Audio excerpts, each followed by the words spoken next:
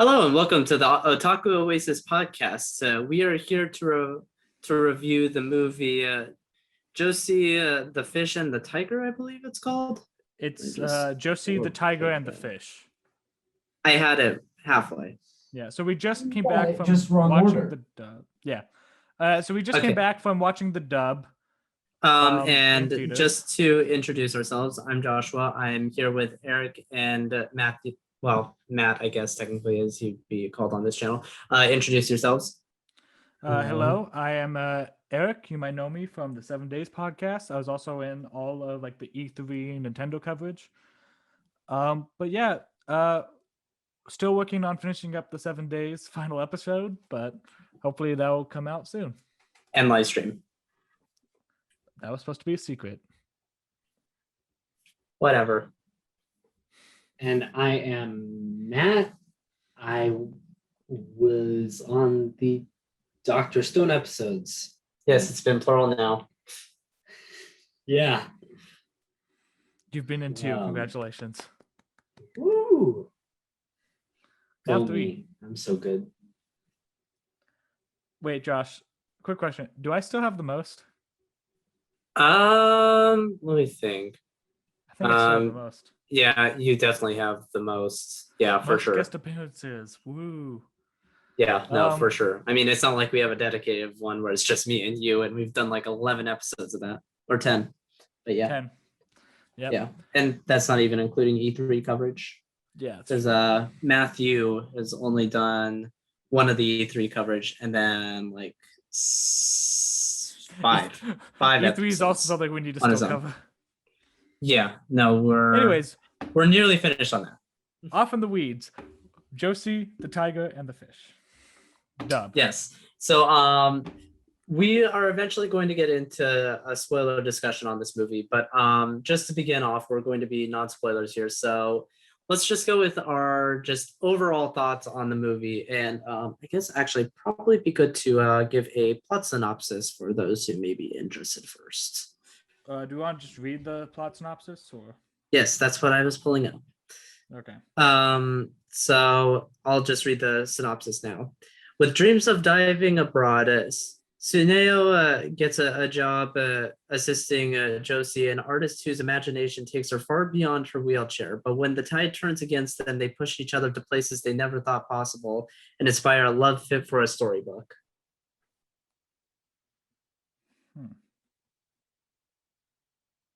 So I saw that like a month ago. That's plot synopsis. Completely forgot about it. Watched the movie. And I find it interesting, but I'll get more into that when we get to the spoiler section. Yeah, so I guess just to start off, we'll do our initial thoughts on it.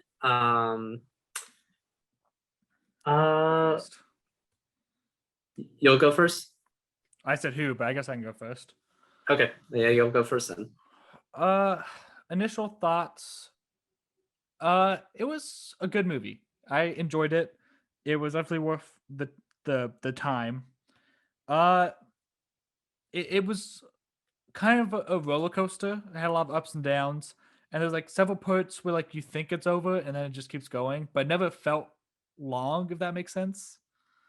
The vocal music I thought was really good. The English cast was good, although I think they made weird decisions with some things, like the fact that throughout the entire movie she just calls Sueno the caretaker.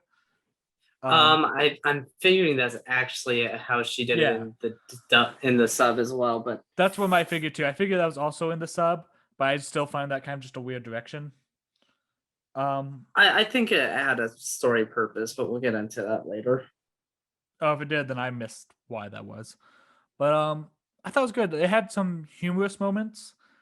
I thought there was also a lot of like good callbacks where it's like, okay, that wasn't funny the first time, but because you set it up, like I thought a lot of stuff came back to actually both comedic and dramatic.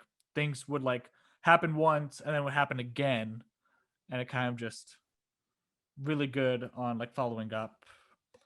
I talked about vocal, or I don't know. It was a good movie, but not the most impactful. I didn't cry to it, but I thought it was a decent movie. Yeah. So if that sums up your thoughts, I'll hand it off to Matt next. So I appreciated the movie. Animation, I've seen better, but it did what it was supposed to. It got the story a point. That's not, I can't think of the word I'm looking for. It got the story across. That Are you thinking across? yes. But there are some points where it just got better, and I was like, that threw me off a little bit. But story, it was really good, in my opinion. I'm not necessarily the best at picking apart what's good and what's bad in the story, but personally, it made me feel things. And I appreciate a good love story, and it did that for me. So I would say it was good. I think I cried a little bit, but for good and for bad. Like sad reasons, but also it was cute. So I'll get into that more later. I don't know if I actually talked about animation, but I actually thought it's not going to win animation awards. It was not like a Your Name Weathering with You animation. It was That's actually nominated, but whatever. Was it nominated? In Japan, yeah. Although, I mean, follow to be Japanese fair, awards, so. to be fair though, there probably wasn't a lot out last year. Well, actually, I say that, but I also seen like I could go on like an anime charting site and be like, no, there were definitely quite a bit. I'm just I don't know movie release schedules all that well, so take what I just said with actually a large pinch of salt. But yeah, I thought it was decent. I like the eyes a lot. Like the eyes, I just thought they were interesting. I like how they did like the highlights because it was a flat style, but they still made it work and it was visually unique. But yeah, it was not jaw-dropping beautiful like Your Name, and it wasn't like so stylistic that like it fits the plot like a Silent Voice. It was just a nice, decent style. And it isn't over stylistic like Fireworks. Oh well, we can talk about Fireworks someday. I like Shaft as a studio, and I like what the director does in other works. Fireworks was not one of those things, though. Well, so I will say when we get to the spoiler section, I am going to spoil a Silent Voice for sure, and we're probably going to spoil Fireworks. That said, we're not spoiling much for Fireworks. Yeah, but yeah, I mean, I like Akiyuki Shimbo. Just Fireworks, I don't know, was a weird project to put it on. Yeah, like he does great in like a lot of like because Shaft tends to adapt a lot of Nisio Isin known for the Monogatari series, so like when they do that stuff it's pretty good, but because it fits like that series to a T. But anyways, besides the point, as to my thoughts on the movie, I thought it was pretty good. I think you guys are maybe underselling the animation a bit. There were some definitely hidden things in there that I'll touch upon, but they're definitely a lot harder than they made it seem. Other than that, though, the story is good. It's definitely slice of lifey, which I think is kind of maybe what threw you guys off because it has like a lot of peaks and valleys that slice of life sort of stuff would have. So, and I mean, you know, it's just comes from experience of watching slice of life anime as well. But other than that, yeah, no, I read Komi. Yeah, but you haven't seen it animated. You haven't watched an animated slice of life. We'll talk about Komi one day. Yeah, pretty soon. And other than that, definitely was a good story. And there's definitely one thing I want to get into, but we are saving that for spoiler discussions. I love how we haven't even like, mentioned the characters at all. Well, I mean, there's just like kind of, we can get into that next. Just our brief thoughts on the main two characters. Let's say there's like 5. You have like the Well, yeah, there's like 5 main characters. I mean, yeah, there's 5 that like I think we I- should talk about, like just our general opinions, not going into detail about them. yeah, but well, I'm gonna refrain from one of those. But I think I know which one you're talking about too. yeah, Yeah. So let's just go through the list of the ones. I forget the names. It's Sueno, Josee are the main 2. Then you have Mai, the female best friend of Sueno. You have the grandmother for Josee, and you have the guy who's the best friend to Sueno, and I forget his name. yeah, I forgot his name as well. But I thought you were gonna talk about the librarian who Oh, Kana? becomes yeah, Kana, who becomes Oh no, I was not going to talk about her in this section. Really, I feel like she's kind of important to Josie's arc. I guess, but I don't have much opinion on her specifically, except she's important to the arc, and I was gonna save that more for spoiler stuff. Okay, well, I mean, we didn't go into details, so it's fine. Yeah. There is a friend character to her, and she is pretty important. Yeah. What's we call it? Yeah. So Sueno, I thought was pretty good throughout. I didn't really have any problem with Sueno. Josee, it took me like half the movie to understand her. She's kind of a tsundere. Yeah, she was very tsundere, and I'm not super into tsundere. I don't mind when it's done right. That's the thing though, is like at first I'm like, she's just being stupid tsundere to be stupid tsundere, and then like it started to become a little more endearing, but like it was just kind of stupid at first. Yeah, no, I And- mean, like, I think there can be like good tsundere characters too. Like, as long as they get character progression, a tsundere character isn't a bad thing. Yeah. It's just a lot, and I mean a lot of series kind of don't progress their tsunderes out of the you're stupid baka, and that's about it. I was so sad that there wasn't like a you're stupid moment. Like, I don't like you or anything stupid. I really wish there was one like that. There kind of was, but they didn't play into the trope as much. Yeah. But yeah, then there was Mai, who I started out liking, and we'll get more into Mai. Best friend dude doesn't really actually do much, but he was entertaining. He's more comedic. He was a bro. Yeah, he was a bro. He was a bro, and he was comedic. And he said "for real" a couple of times, like at the beginning, and I thought he was Ryuji. Yeah. And then The grandma, I don't know there what was her, she was weird. like no, she wasn't weird. She was pretty good. I mean, she was just being like, I'd say, extremely cautious with Josee. But she also let her get away with stuff. I'm like, I don't get what your motives are. We'll get into it later. Yeah, But yeah. Yeah, so and I guess I kind of commented. Well, I haven't commented. No, quite yet. I'll do mine just really quick. Sudeo, I definitely liked just overall like his nature throughout like most of the film, even like when like he hits like lows and whatnot. And yeah, I'll go deeper into that, but it was a really like interesting way that they did it with like his character arc overall throughout the movie. For Josee, as you said, like kind of tsundere thing at the beginning, but definitely like she definitely grew after like I think like about like the first third hit or so. I'll get into my later. The bro dude was a bro dude, and the grandma I'll get into later as well. I have pretty similar thoughts.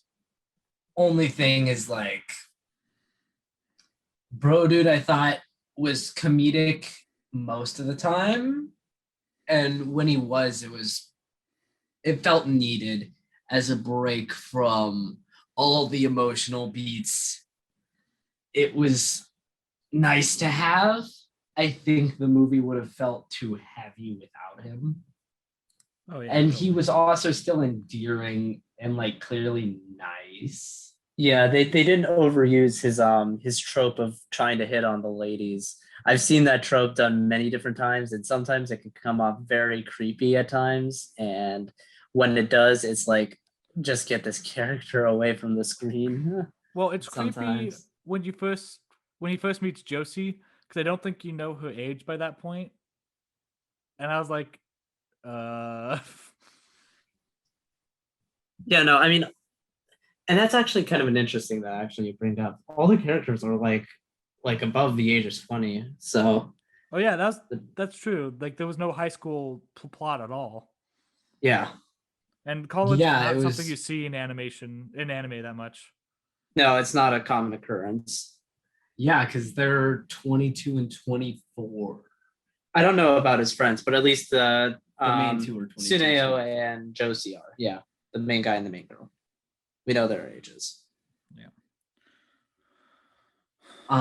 Do we want to like give this a number, or I don't know how you want to rate this? We didn't talk about rating system. I mean, I think just kind of just our opinions on how good we thought. Like, it just kind of like, if you think it just like kind of like, I don't know, mediocre, really good, great, that sort of thing. I guess really. Definitely worth a watch. In fact, I kind of would like to rewatch it, although the dub was only here for one day, and I'm not about to pay another $13 to go see it. It was good though. It was not like the blow me away. It was a decent film. It was a good film, but like, I think it was pretty good. I definitely say it's definitely worth a rewatch, or just watch it when it comes out on like DVD or streaming when it becomes available if you aren't able to make it to a theatrical premiere. we promote only the legal methods. Yes. Actually, that is true. We promote Funimation in the description of every episode. Yes, I have the legitimate streaming services for the shows that we have been covering. So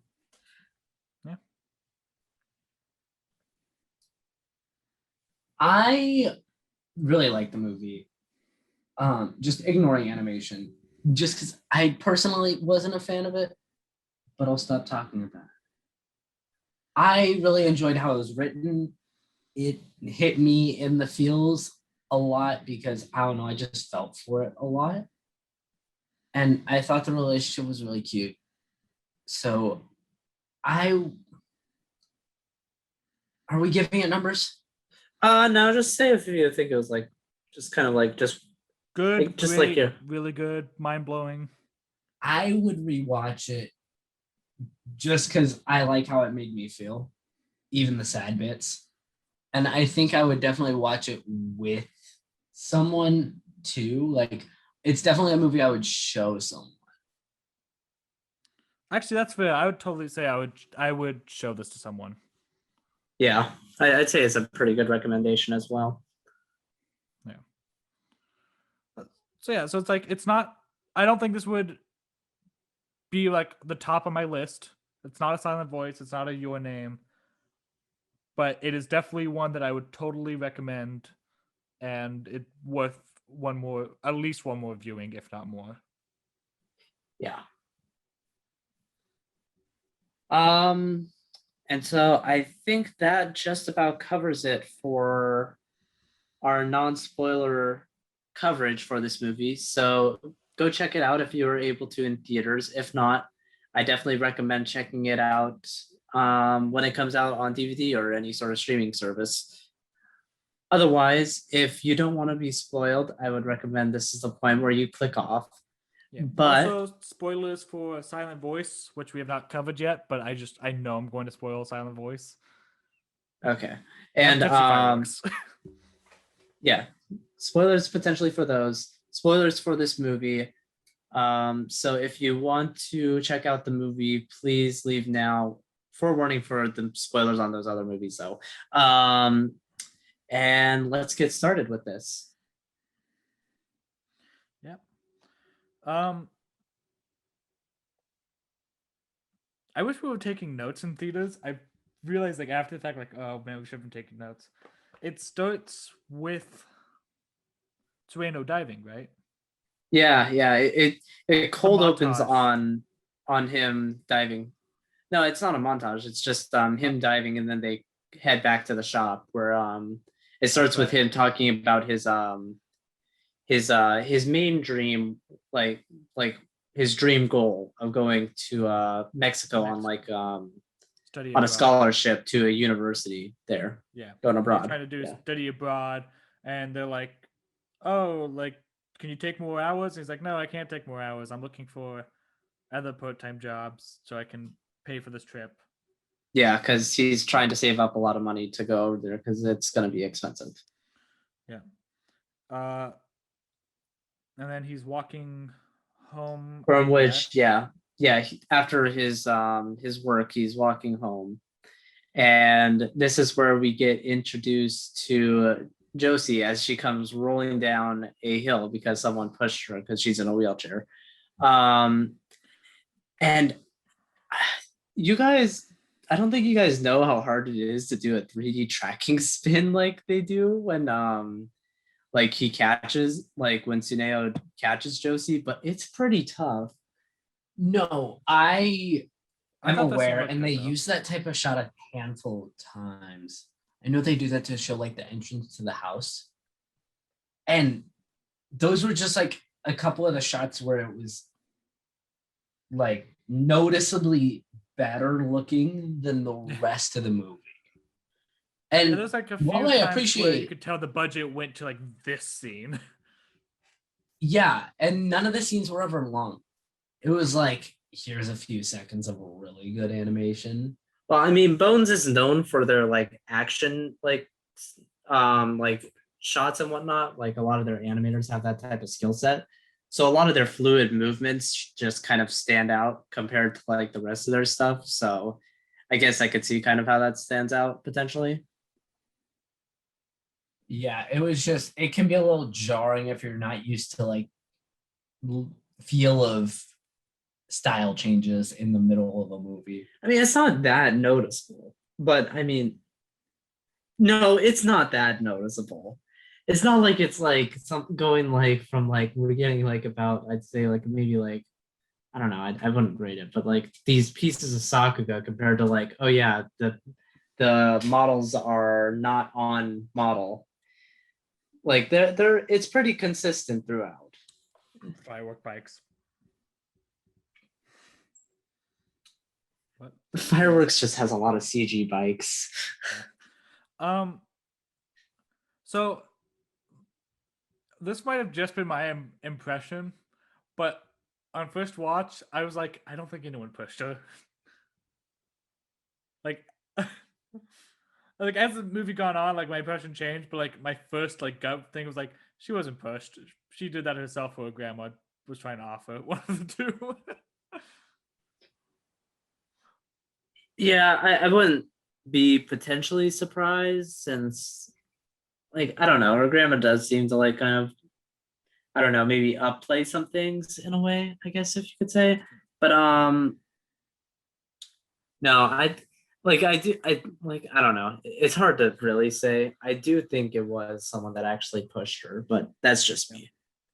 Yeah, I thought similarly at the beginning, where I was like, I don't know if someone pushed her. And then as the movie went on, I more and more thought that it was Yeah. her just trying to get away. Oh, maybe And then she lost control going down the hill. that could be. That definitely could be.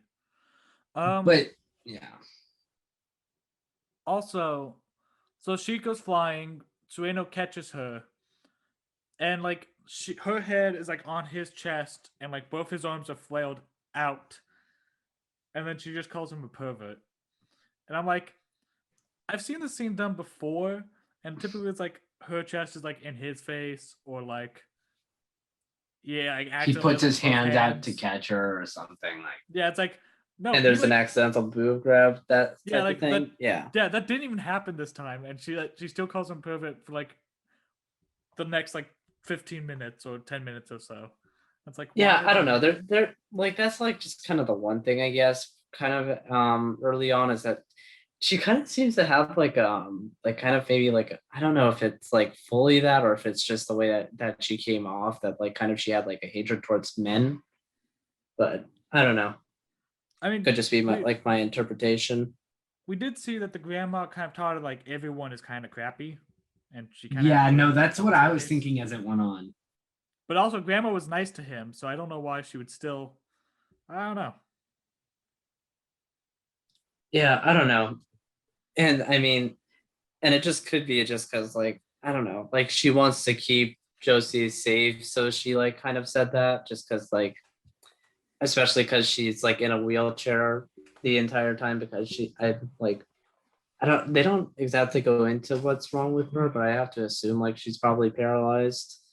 Well, I think she was born with it. I don't know if they ever say, but I just know that Yeah. like I think she mentions briefly that like she had this ever since she was a little kid at the very least. Yeah.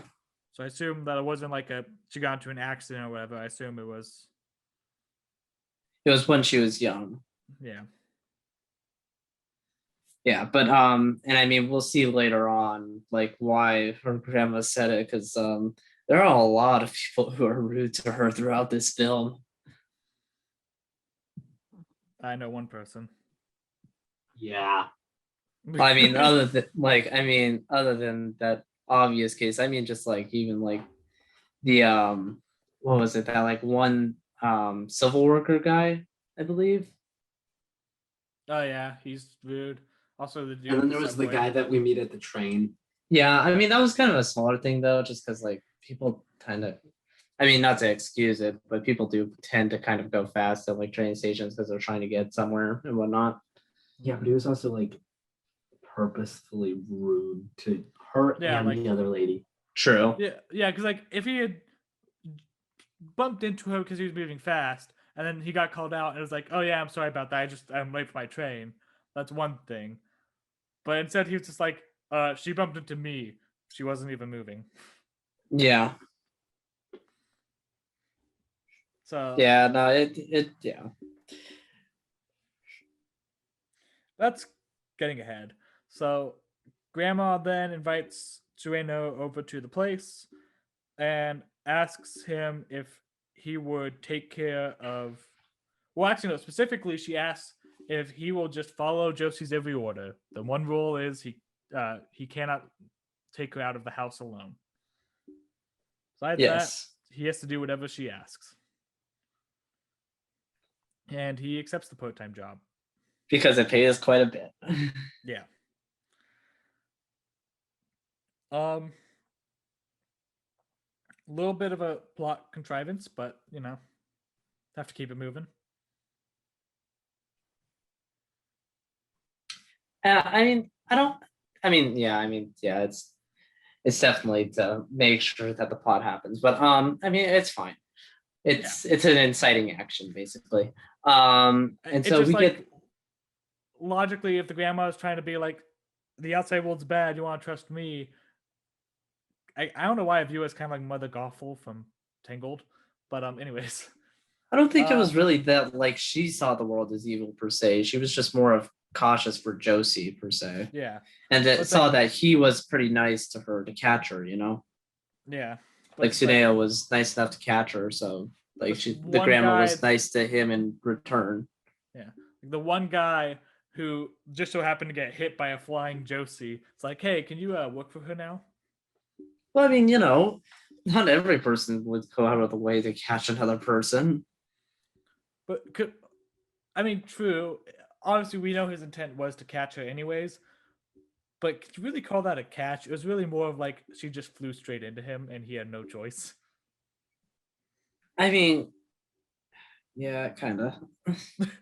It's like he had three options. And one is he tries to catch her. And the other two is literally fight or flight. Does he stand his ground or does he get the heck out of there? And so he just, stood his ground. Yeah. And he lost. Anyways, just moving on. So basically she gives him like a few orders, and I think like these are like like these are like I don't know about the tatami mat thing, but like she does do the clover thing, which is like I think they're like things that are like supposed to grant wishes supposedly, and it's like to help her recover so she can walk. But I don't think that was what she was gonna wish for though. really, what did you think she was gonna wish for then? Well, at the time, I wasn't sure. But I think after having seen it, she was gonna wish to have gone to the ocean. Mm, well, I do think the ocean was like definitely one of her goals. I definitely think she wanted to like walk because it's one of her things of her character that she states later on and whatnot. I don't remember her saying this then. Just like her saying that she's always just like a hand reach away, you know? I guess, yeah. Forgot about that. Yeah. But yeah. So you got any idea? Well, not opinions on this part, Matt?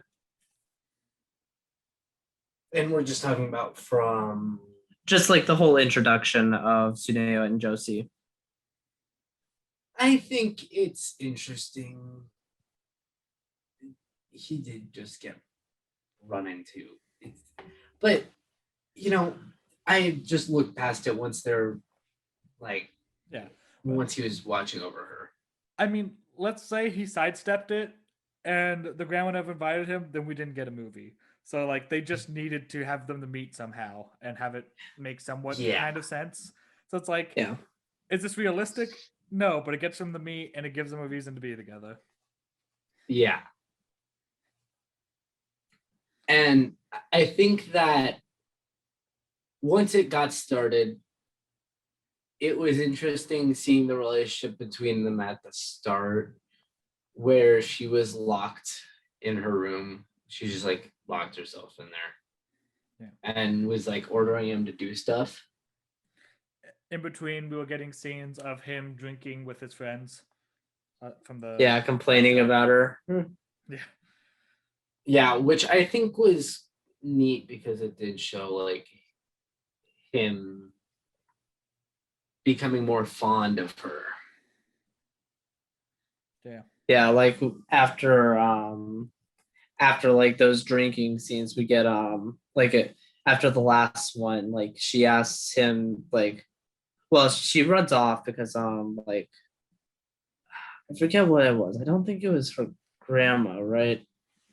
That said about, well, no, it was her grandma that was like talking about just it's better if you just stay in here. Yeah, that was grandma. Yeah. As well, like the first 10 minutes of the movie. Yeah. But yeah, basically the grandma is just saying that it's like better for her to be in there, like, and so one day she just decides to run off. It doesn't get far, but basically Tsuneo finds her when she runs off, and from there, like, she asks him to take her to the ocean, and so we get like the train ride there and whatnot, like, and all these like small moments of taking her there, and we kind of see like just how sheltered she was. Yeah, she gets excited like an airplane passing by and is upset that she can't see it. Yeah, I mean, she didn't even know how to like order a ticket, which I believe is kind of like a common thing to know. Yeah. So here's a question that I have. Do we think that Josee had some type of anxiety disorder? Like social anxiety or something? I don't think like really social anxiety. I think she was more just she was kind of shut in and didn't have a lot of experience. Matt? I think so, because once she did get more used to it, she was much better. And I think we still would have seen her struggling a lot more if it was something like that. I mean, even like this is the spoiler section, so but like even at the end when she's like reading, she's still nervous when she starts reading. She's I think then she's nervous because it's her own thing, and also because She said she Fair, states yeah. she's not good at reading in front of people as well. That's Like true. it's a new thing for her to do there as well. Yeah, that's true. I just know that the one kid leaving throws her off too. I mean, wouldn't it to you if you had like stage fright like that as well? If it was a 3-year-old, maybe. Probably not, but maybe. it's a child's brutal honesty. Yeah, that is what hurts. It's also a 3-year-old's attention span. They seemed at least like 5. It's a in that 5-year-old's range, yeah. attention span. Even then. Anyways. I just ask because we see several times that like other people talk to her and she'll just like completely blow it off or whatever. And so I was like, does she have social anxiety and she's afraid to speak, or what is her problem with other people? Yeah. But anyways, so they get to the beach and she gets kind of stuck in the sand and like kind of gets like desperate because she wants to like taste the seawater because of what her father asked her a long time ago. And so like she's like crawling towards the ocean. So Tsuneo decides to help her out and picks her up. And It just throws he her kind over of his shoulder. yeah. So her back is But, facing the beach. But no, like this is like kind of like the first scene where they like kind of actually like connect and whatnot. And like it's like when he's holding her over the ocean and whatnot. It's a very cute scene and not easy to animate her moving like that either. Yeah. So like he takes her from so he has her over the shoulder with like her head facing his back, and the water splashes and she gets from the waves and she gets a little bit on her face. She looks and it's like, oh, it's salty. So the sea does taste salty. That's what I always heard. And then he like carries her. I don't even know what that carry is called. Like a bride. How about that? Because it is well. Princess Carrie? Princess carry. Is that what it's actually called? Yes. Oh yeah. Yeah, so he How do carries you her know like a that? princess. It's in so many anime. I mean, yes. It's but also, either like, called the Princess Carrie or the Bridal Carrie. One of the two. I said like a bride, so fits. I have a friend that knows all of the different types of like carries, and I don't know why he. Actually, I do know why he does it because he is a tank. He works out a lot. Ah, I see. Okay then. I guess. The more I think about it, the less it makes sense, but whatever. I'm just gonna continue on. He may or may not. Actually, did he ever bench me? I know he benched one of my friends. Does he lift people regularly? Yes. Okay. Give me a second.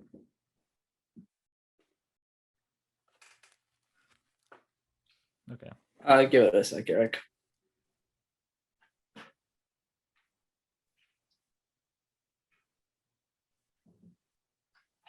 Okay.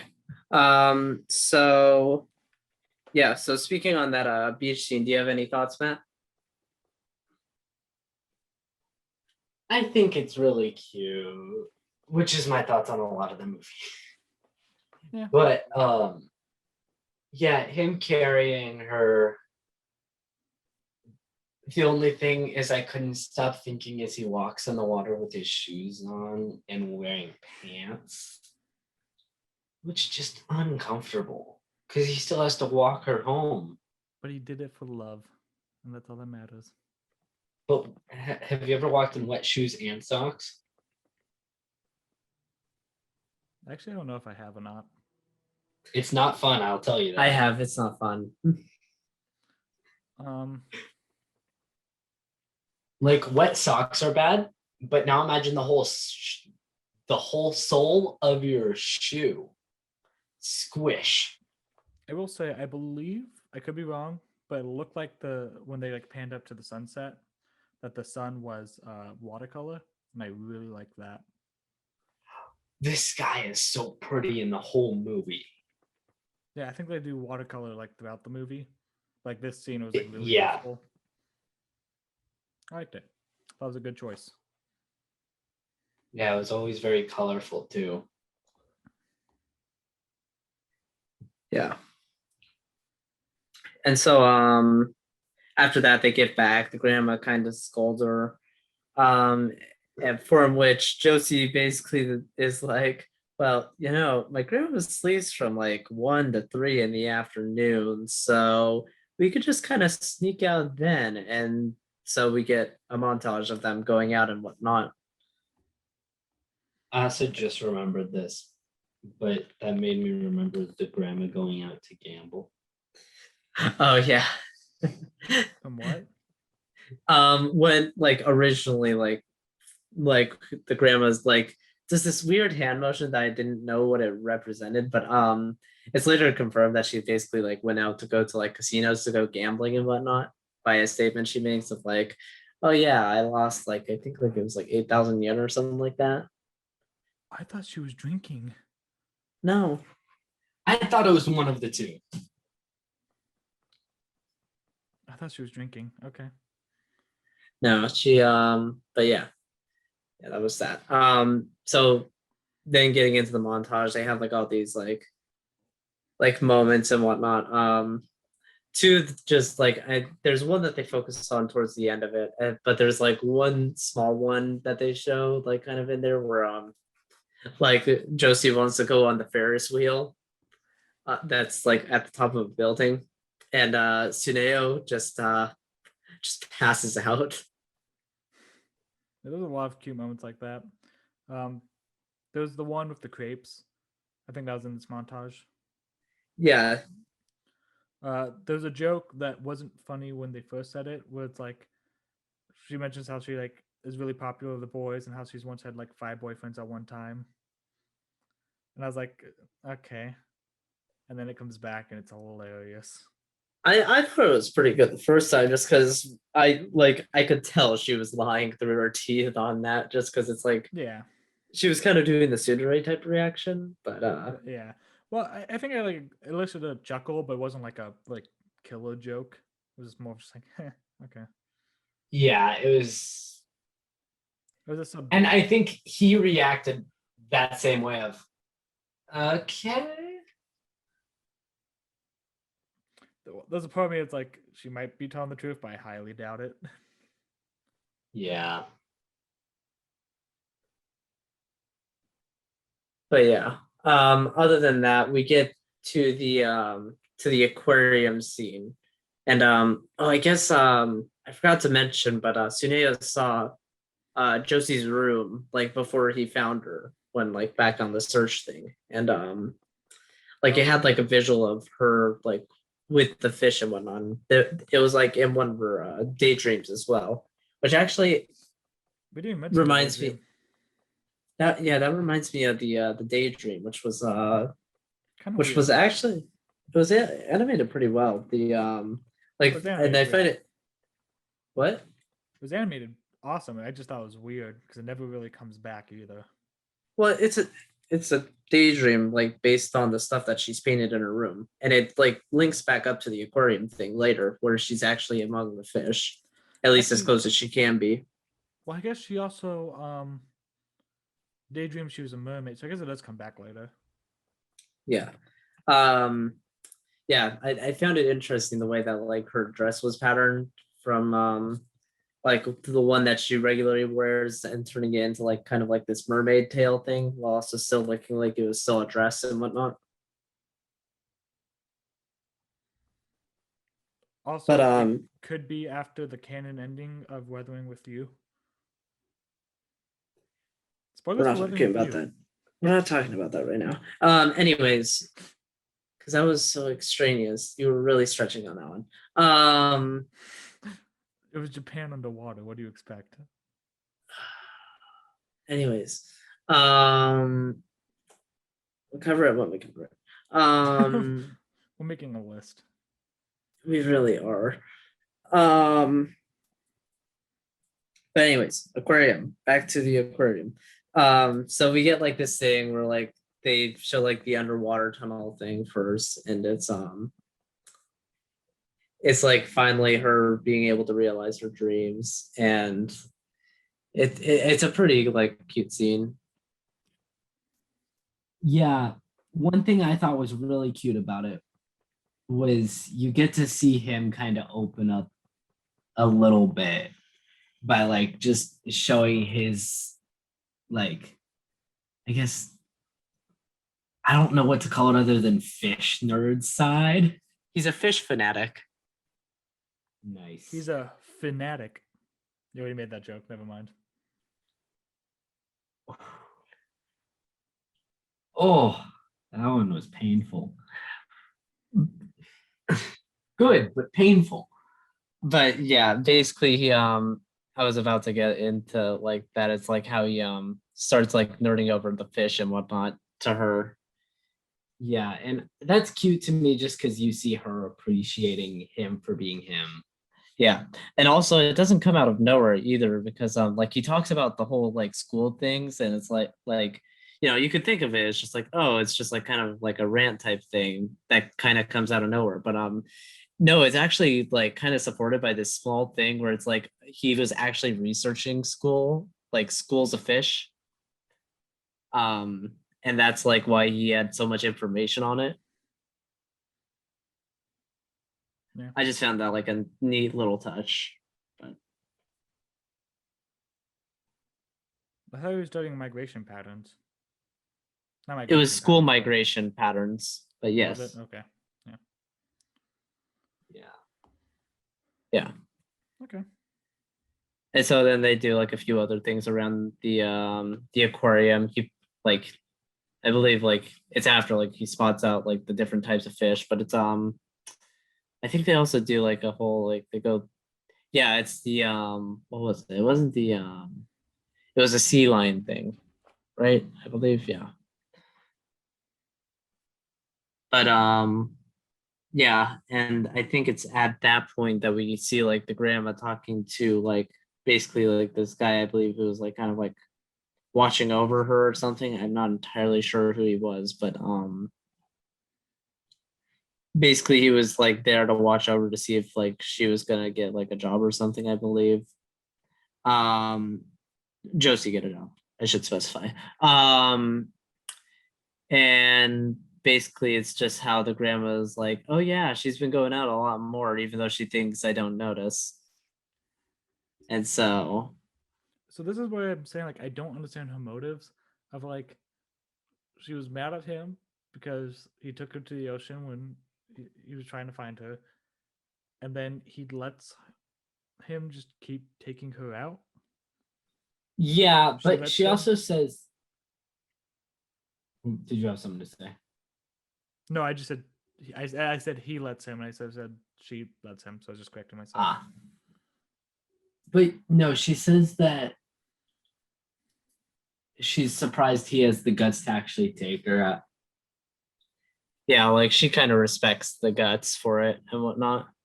And I think she realizes that he's not like putting her in any danger. And Yeah, he's making like sure she's safe.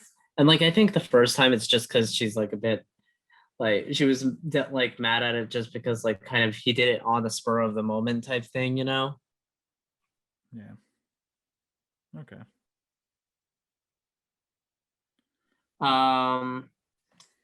But yeah, what is after that?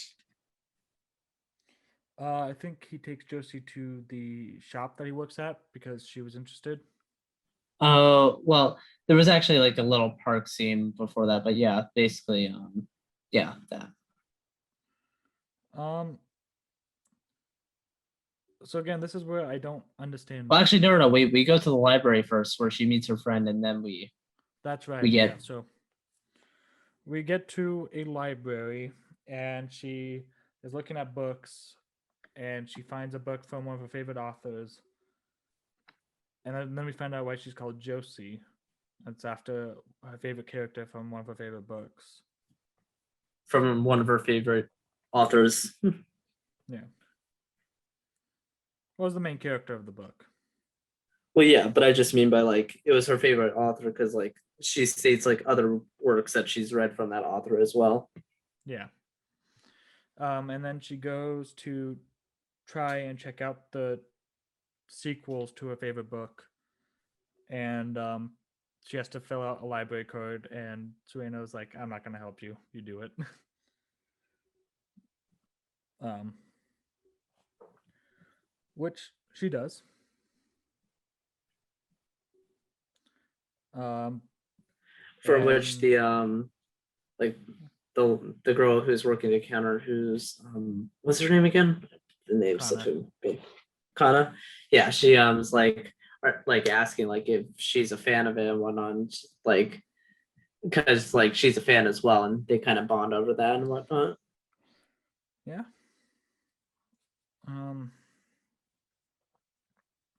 Yeah, we find out like the librarian hasn't met anyone else that's really a fan of that author, and they hit it off. And actually, no, this is the point where we learned Kana's actual age, because we learned that Kana is the same age as the librarian, and that she's 2 years older than You mean Sueno. Josee? Josee is same age as the librarian Kana, and it was just 2 years older than Sueno, 24. Yeah. And then I forget what makes her want to go to the shop, but she wants to go see where Sueno works. It was just because they happened to be in the area, I believe. No. Yeah. And then this is where I don't understand Josee's motivations. Well, she's just jealous, basically. It's as simple as that, really. But like at this point I still liked Mai, and Mai was not doing anything, and Sueno gave off no hints of anything. It was literally just like she saw Mai and was immediately like, I don't like this girl. Well, And yeah, just- because Yeah, no, I get where it's coming from. It's very much just so she was very interested in him. So when she sees that he's working with this other girl and she seems to know him pretty well and seems like a close friend, she feels threatened, especially since this is probably like her first time she's felt this way about a person. Probably. But yeah, I'm just like because Mai has in earlier scenes and well in definitely later scenes, give off hints that she likes Sueno, but in this scene, she gives off no hints that she likes Sueno. Yeah. And so it's like you literally have no reason to be jealous, and yet you're like, I don't want to see Sueno ever again because he just so happens to work with a girl. Yeah, but also I don't know, something about females, they can always just sense when there's something. I don't know if we can get away with that considering we're three guys and we don't have any girls on this channel yet, but okay. I can confidently say that. Fair. They can always sense when another has something there. yeah, I mean, this is coming from the guy who has dated like 4 girls now. 5 or 6.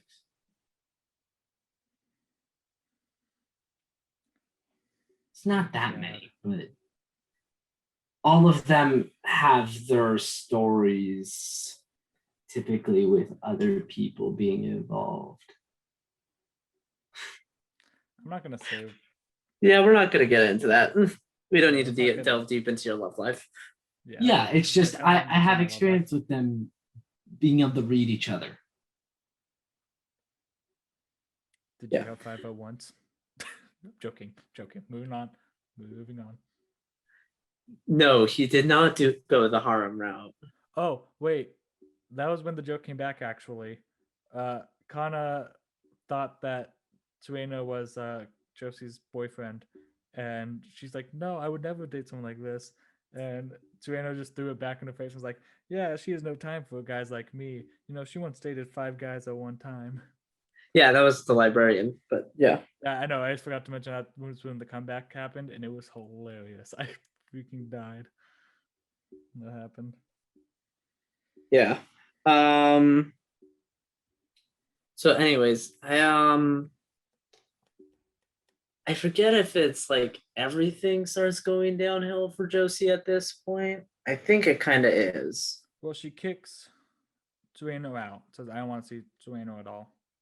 Mm-hmm. So he's no longer the caretaker.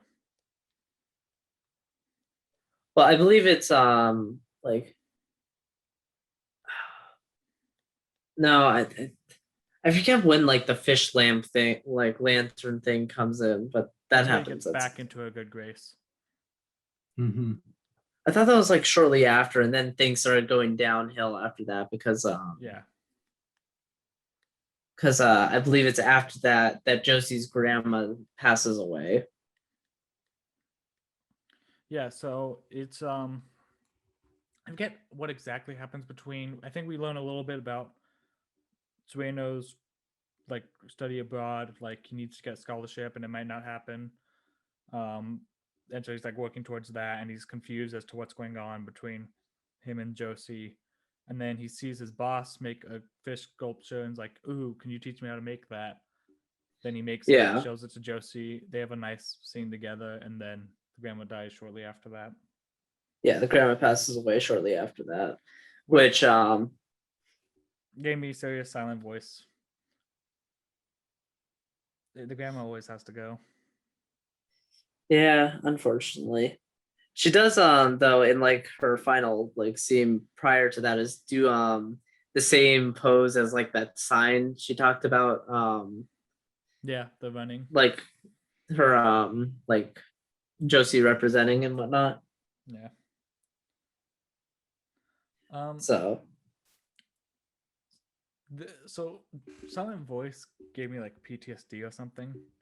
Because literally, anytime in a movie when like a character runs away or disappears or whatever, and like everyone has to look for him, I'm always like, "Please be alive! Please be alive! Please be alive!" well we're skipping over quite a few things before that runaway thing. But this scene, I was worried. Oh. But Here's the thing: I was not like I lost all track of time watching this film, and so like I thought we were getting close to the end, and it's like they just patched up. So I'm like, oh no, if she's dead, I'm gonna be upset.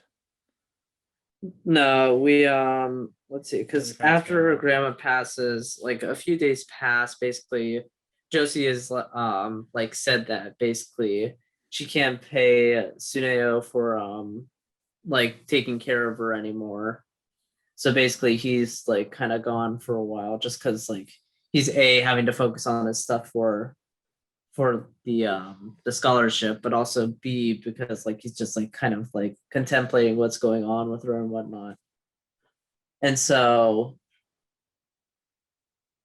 what is it? The this is like when the civil worker comes in and whatnot and Tells her to says take a like fish that, job. yeah, and is like really rude to her about like wanting to follow her dreams and whatnot. It's like, oh, you want to be artist? Oh, that's nice. You have dreams, but you need to live in reality.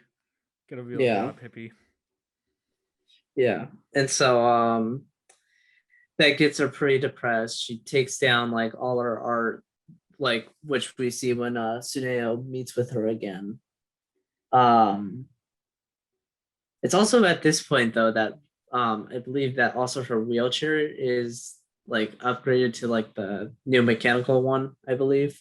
I think so. Yeah. Um Moto joystick.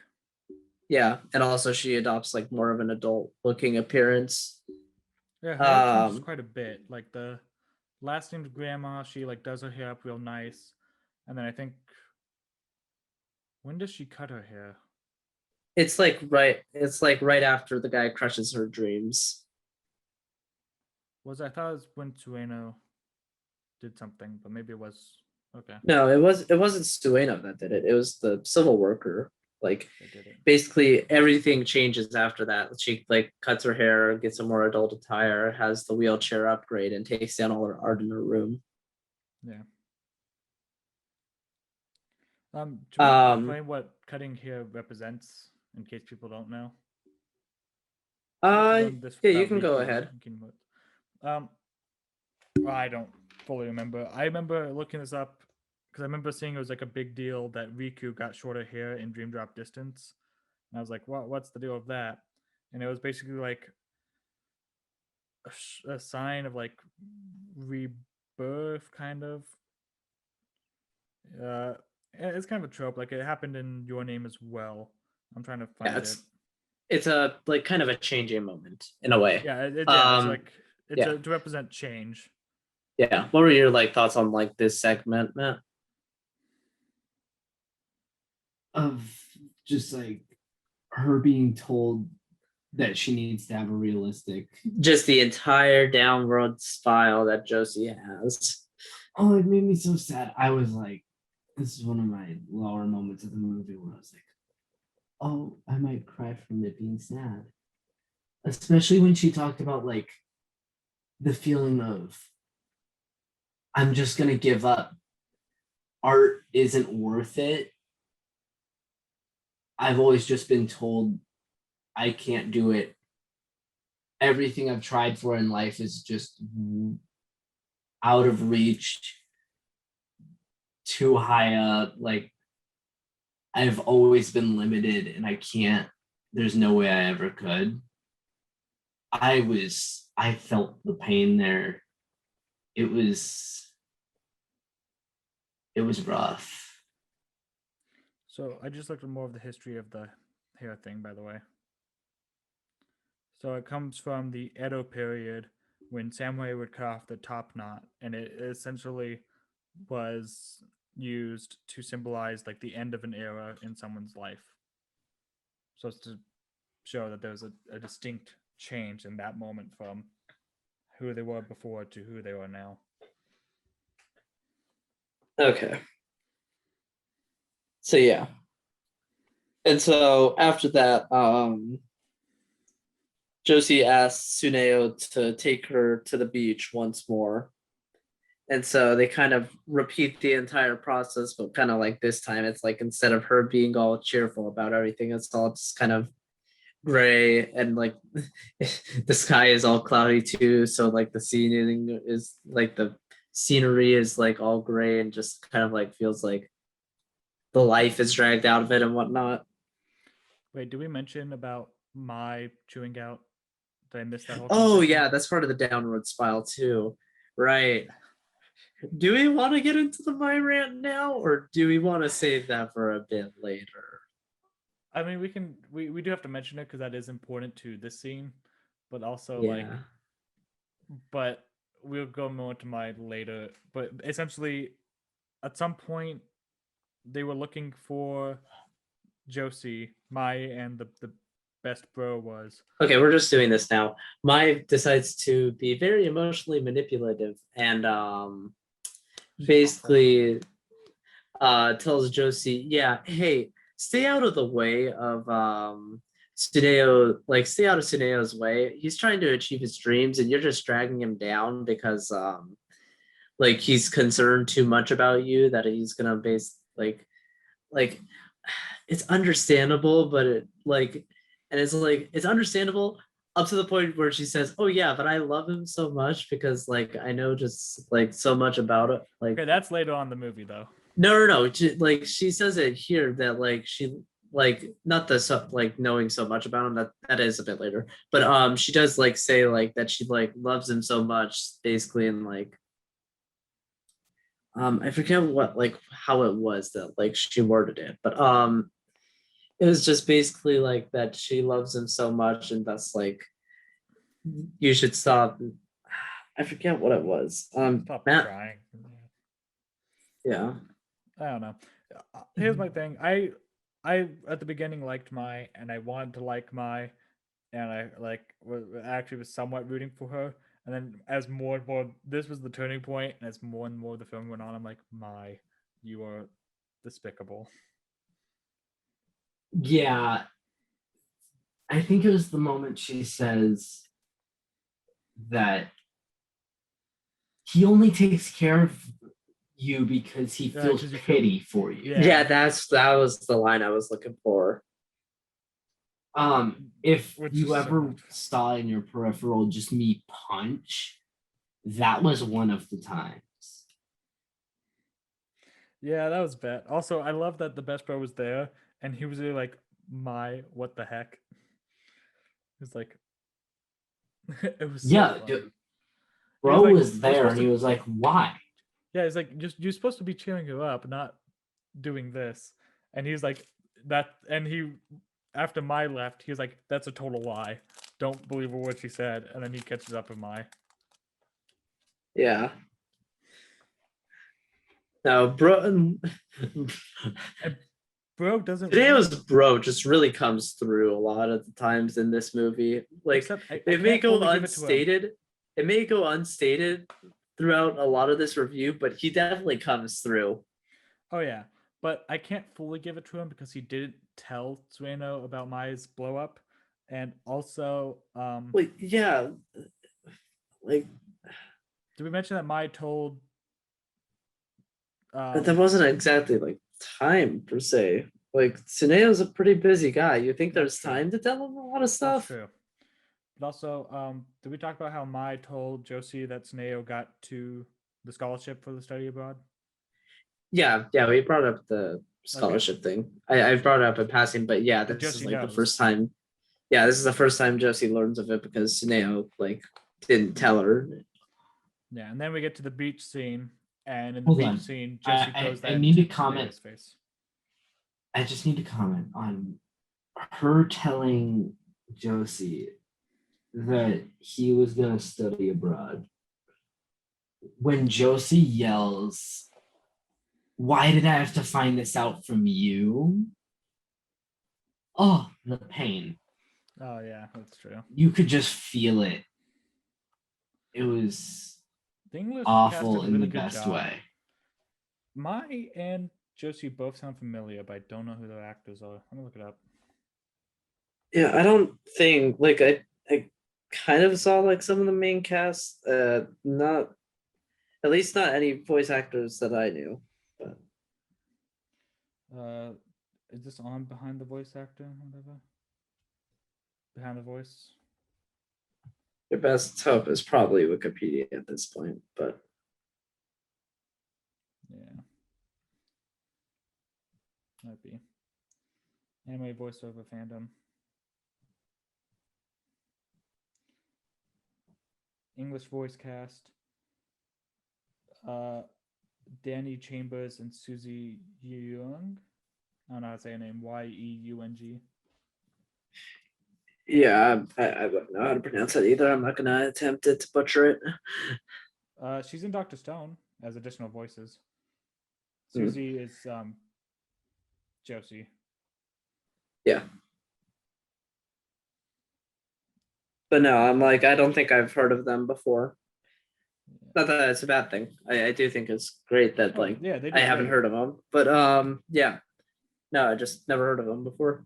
But no, I will agree that the English cast did do pretty good. And I'm not usually one who watches dub, so I don't watch sub, so yeah. So I wouldn't really know how to compare. But anyways, so basically getting back to the beach scene, basically Suneo takes Josie up to the beach, but she's like she doesn't want to go all the way like last time. And it's like a bit sad because like just like we see her all disheartened, like just from the breeze, like she can taste it's salty, but it's like it's not just anyways, so after that she kind of storms off. Um and like Suneo chases after her. I forget why. because he It starts was walking back, and he does want to still talk to her well, because it's because it started raining. It started raining pretty hard. That's why. yeah. And then she Um, gets stuck in the middle of the street.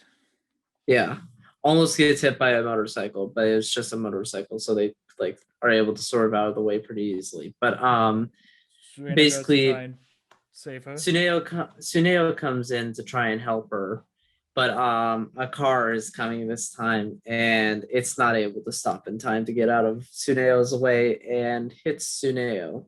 this also gave me silent voice vibes of like I was afraid she was going to die, and I'm like, please don't die, please don't die, please don't die. And then I was surprised to see Tsuneo get hit, and I was like, please don't die, please don't die, please don't die. And they set it up so great where I'm like, I thought he was about to die. Because again, I lost track of time. So like I thought we were getting close to the end of the movie. Yeah, I thought we were just gonna have him die there, which would have been really sad, but also like I would have been shocked if they did, but also I wouldn't have put it past it. And I do appreciate movies that are like that aren't afraid to just end with, yeah, the character's dead. And that's real life. Not everyone gets like a full satisfying narrative. It's Yeah, I just don't think that was this movie. Yeah. I didn't think he was going to die. I thought he was going to end up in a much worse state than he does end up in. But that's true. He really doesn't end up in that bad of a state. But well, also I mean, it's nearly pretty bad. It's around what I expected, but mine was just a little bit more extreme in that like one of his legs was like pretty much completely broken, and that he wasn't Yeah. going to have a way to recover. yeah, so I guess we explain what happened. So he gets hit. Josee sees him lying on the ground. Akora stops and calls 911. And there's a really well done scene of like a flashing light, and you hear like a siren going, or like the hood and beep on to going, and you just hear like a bunch of doctors all talking over each other, and like between like the flashes of the like red siren light, you get like clips of like, oh, like them cutting off his clothes and them preparing for surgery, and it's intense. It was a very intense scene. Yeah. And But then you find basically, out, he just ends up with a concussion, a light fracture in his left arm, which was for like they said will heal Hairline. like Yeah. heal pretty easily. And then he gets I forget what it was, but it was like his ankle, and like Yeah, they they said explain, like- that like may not recover. yeah, I they're like, believe it yeah, was you an broke your open ankle. Yeah, you had Open he had an open fracture. fracture in his ankle, and it also led to him having, I forget what type of arthritis, but some type of arthritis. And it's like your ankle may or may not heal, but like it may, but like you'll probably have arthritis, and so you'll have joint pain. And it's like out of all the things that could have happened, like that was not as bad. I thought he would be like permanently damaged. Yeah. Luckily, this like while this movie is gets pretty down at times, it does have like a lighter ending. But so yeah, kind of like continuing on at this point. This is just kind of like where Tsuneo reaches like his lowest point. Where it's like he is, what is it? Like basically he's kind of giving up on his dream and whatnot because like Yeah. his scholarship gets delayed, and like he may not ever be able to like dive again, which is like makes his dream impossible.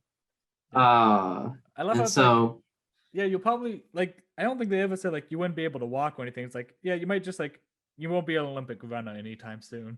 And he's like, oh, my life is over. There's no point doing anything. It's like, you still have like pretty much full use of your leg. You just can't overuse it.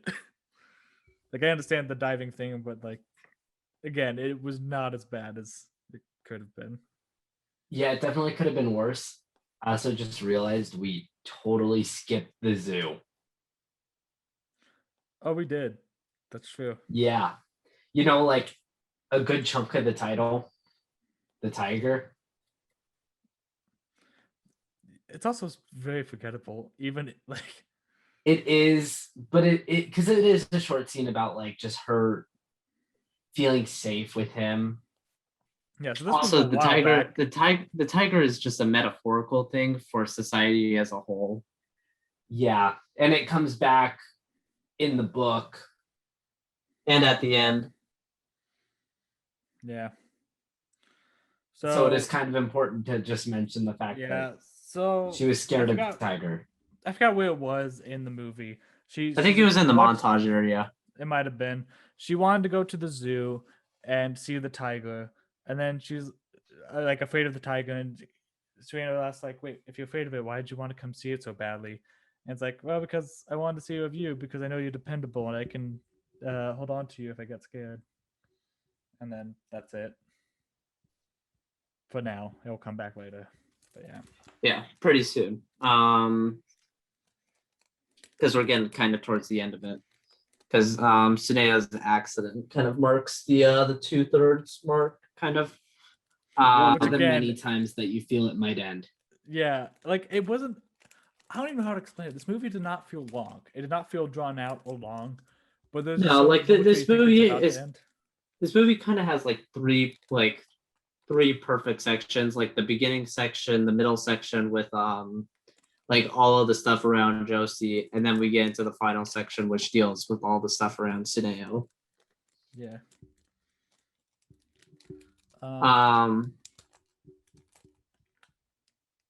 And so basically after that we have May going to go talk to Josee again, being like, just leave Suneo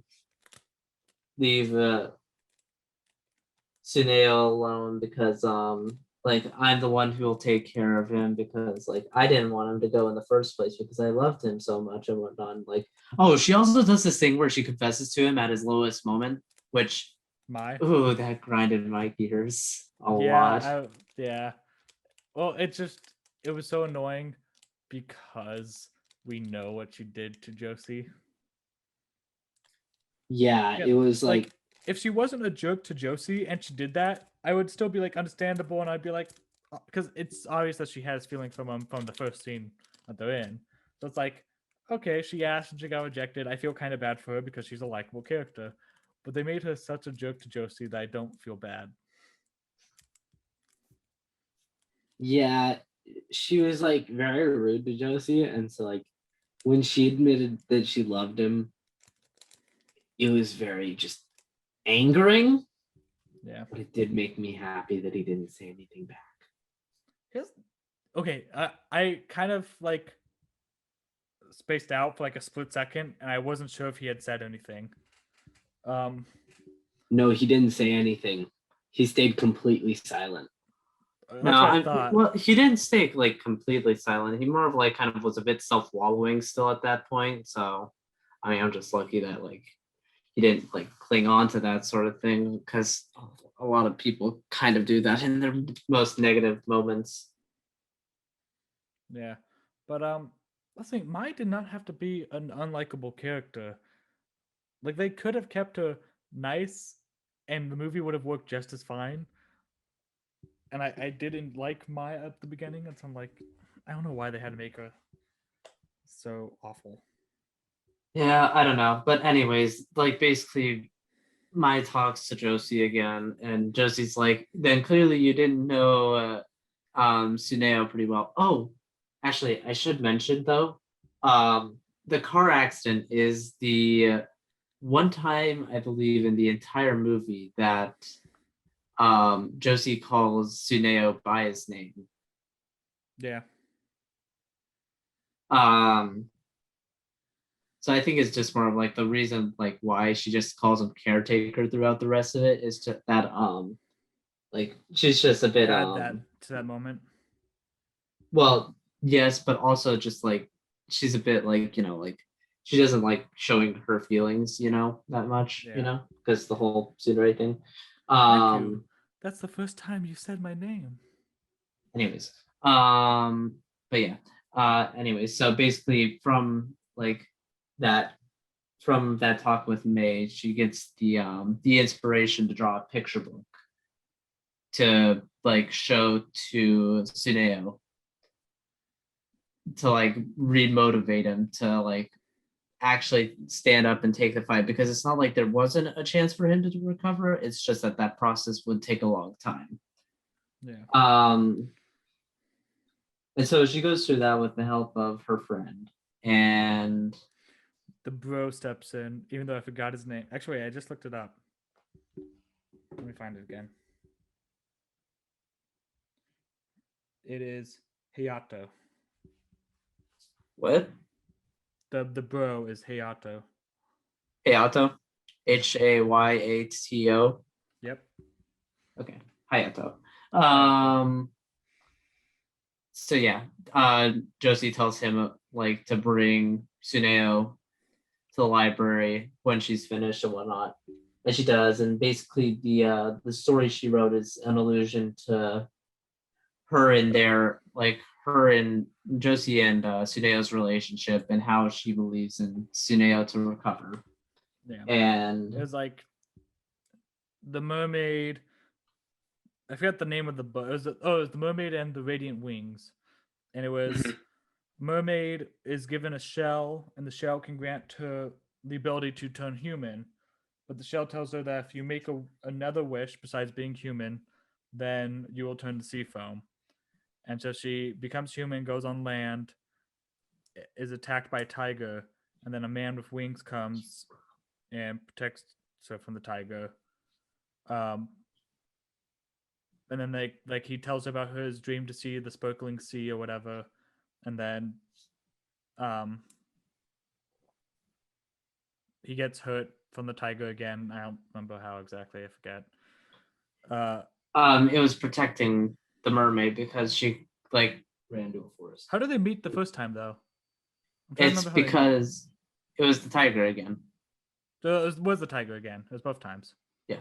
Okay. Yeah, the tiger is literally the representation of like their fears and whatnot. Yeah, so the tiger comes back and he protects her again, but this time like his wings are destroyed and like he's like fatally wounded. And she makes a wish to the seashell that he can heal, well not heal, but like that he can still fulfill his dreams. And so like he doesn't die, but his wings are broken. But she talks about how he has, radiant wings in his heart, and it's the wings of his heart that are strong that lets him fly to the sparkling sea. And the shell tells her that like, even though I should turn you into sea foam, because you made a wish for another, knowing you would become sea foam, I will let you live. And she becomes a mermaid again, and sails or swims after him. Yeah, and this is what convinces Tsuneo to go through with finally like getting into rehab and whatnot, and like he's able to finally get better, and he asks to meet Josee on December 24th, which is Christmas Eve, which is a pretty big lovers' holiday in Japan. Just Christmas in general. Anyways, spoilers for something else. Not gonna say what the spoiler for. Yes, anyways, just trying to keep on track because this has been going on quite a while, and when we're recording it is quite late. Anyways, so basically Tsuneo waits for Josee to show up because like he told her to meet her at the hospital when he was like gonna get out, but she never shows up, and so basically he goes searching around, like basically telling his friends and her and Josee's friend along the way, so they're all like searching for her, and Tsuneo like figures it out by talking to a like train station that Josee went to go like face the tiger on her own, which she like stated that she was going to when she started writing the picture book. And so like then we get kind of just like this thing where like Tsuneo is always just a bit behind her, but we finally see like Josee get like in like mirroring of the beginning that gets Josee gets hit, like not hit but like pushed, and starts going down a hill, and rocketing down the same hill. Yeah, and Tsuneo is able to catch her again with like pretty smooth animation as well, and then basically they confess their love for each other and movie over. I did not think it was going to end here. I mean, but there is some things in the credits, and it's mostly just like kind of the epilogue there, so it's not like open ended. But yeah, I did not have the feeling it was going to end there, and then it did end there. Again, for a brief second, I was like, please don't kill Josee. Please don't kill Josee. Please don't kill Josee. Yeah, I was not expecting him to be there at the bottom of the hill because he was following the tracks of the wheelchair. But he lost it at some point. Yeah. again, I was not expecting him to be at the bottom of the hill, and we saw a car, like cars go flying by at the bottom as she was barreling down towards it. So I was like, Yeah, I please was don't kill her. Please don't kill like, her. I Please was don't kill her." concerned, but I'm like, I'm pretty sure Suneo's gonna be there to save her. I was just concerned that they may go sliding into cars after that, but they didn't, luckily. They wouldn't have 2 car accidents in the same movie. No, never. But yeah, we finally get their like cute love confession stuff, and He does go to Mexico still. yeah, but he comes back on spring break, and they see the soccer adults, what that they were talking about. You know, he really is arrogant for a caretaker. Yes, he is. But yeah. But that was yeah, good. I mean, any It was a full just circle closing ending. thoughts? So we had one friend. I had one friend that watched it with us that was not big into anime, and even he was like, "Yeah, it was decent." So there's that. Mm-hmm. So yeah, it's a decent film. There's Yeah, some no, definitely it's some very anime tropey moments. And like some but of the stuff is kind of like I could see someone who's not into anime kind of roll their eyes at, but also it's like yeah, it was good. I mean, even though it like there are tropes, it doesn't mean that they're inherently bad. I'm saying like if you're not someone that's into anime, I could definitely see the parts that you're like would roll your eyes at, or like oh this is way too like over the dramatic whatever. Fair But, enough. Yeah. But friends yeah, into anime still enjoyed it, even though there were those moments. So yeah. But anyways, this has been our thoughts on Josie the Tiger and the Fish. Um, thank you for watching. Please feel free to leave any comments and feedback. And thank you for watching. bye.